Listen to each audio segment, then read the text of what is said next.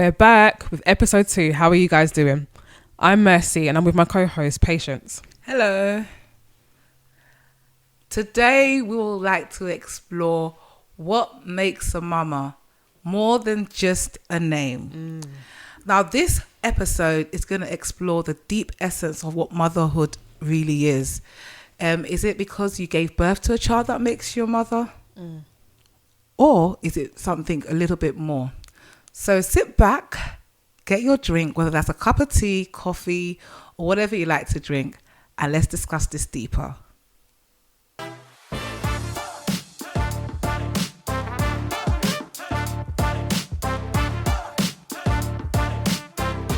So let's start. Let's unpick some of the common titles or the thoughts given on what a mother is. Some may say it's a woman that gives birth to a child or children.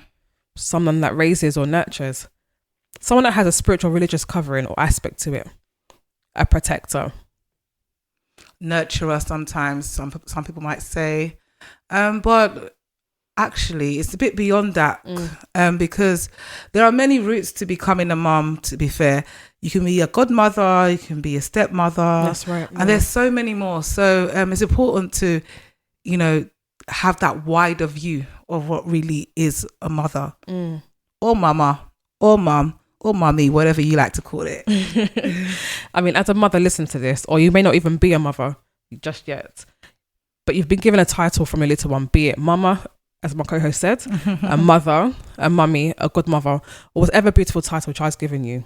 But how would you define being a mama? What comes to mind, when you hear the word mama or mum or mummy?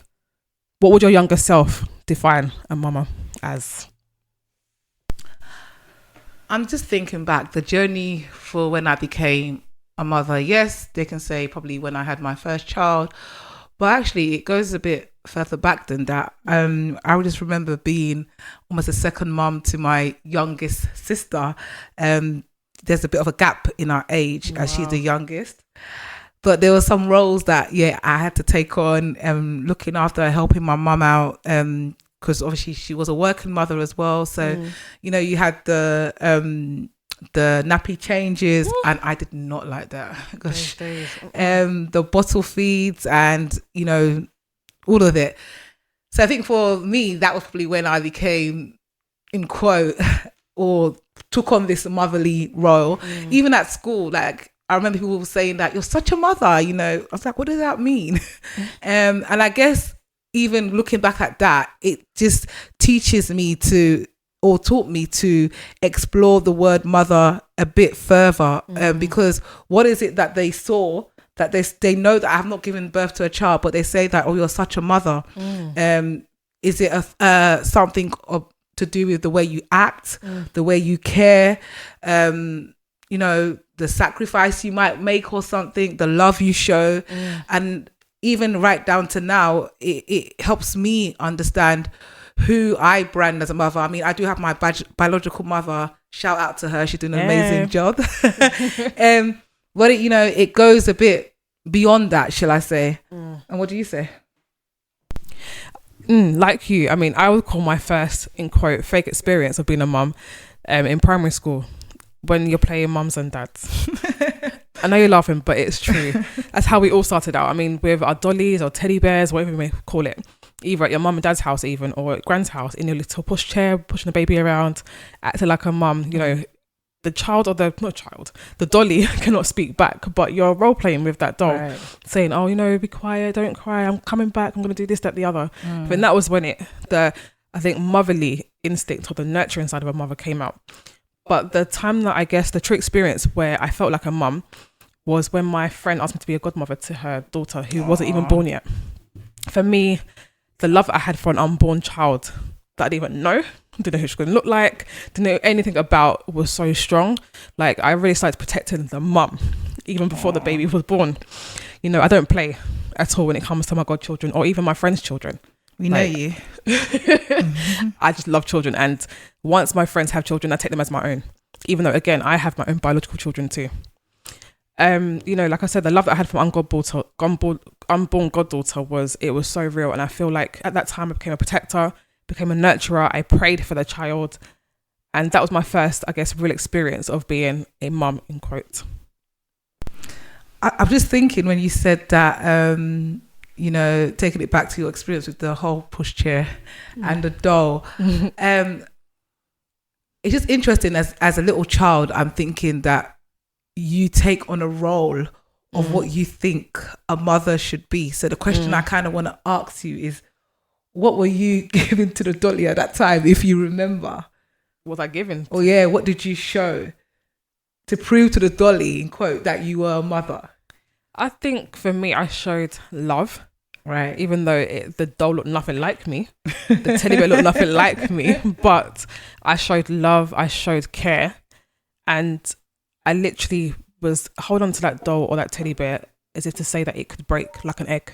I think also it helped because we saw what a mother does. I was just about to say that. Yeah. You know, you learn by example, and you learn by watching others. And I think obviously as a young child, you're like a sponge. You literally take on everything around you. And I think that's where it came from. Obviously the love aspect, the nurturing side, it came from my mum and my grandmother. I had both of them as motherly figures for me. And obviously, again, I think primary school, you watch other people's mums, how they react with their children, interact and so on and so forth. I think it's just around the people that I had around me, I guess. That's where it came from. But deep down, I think I also had that nature anyway.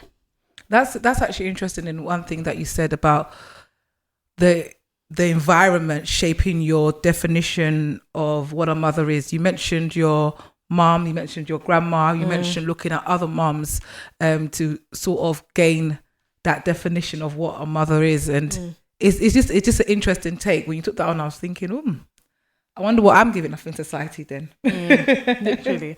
And I think just based on the fact that, okay, we just both said that, you know, we took it on from the society or from our mothers, our grandmothers. How else do you think people become mums? In what other forms do you think they become mums? That's a good question. That's a good question. You're making me think.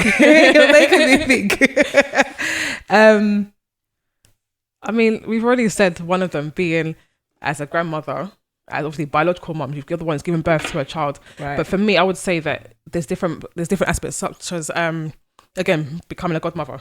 Yeah. Being an auntie mum. I mean, I'm an auntie mum to your children. Yeah. So in that form, so like, what else do you think?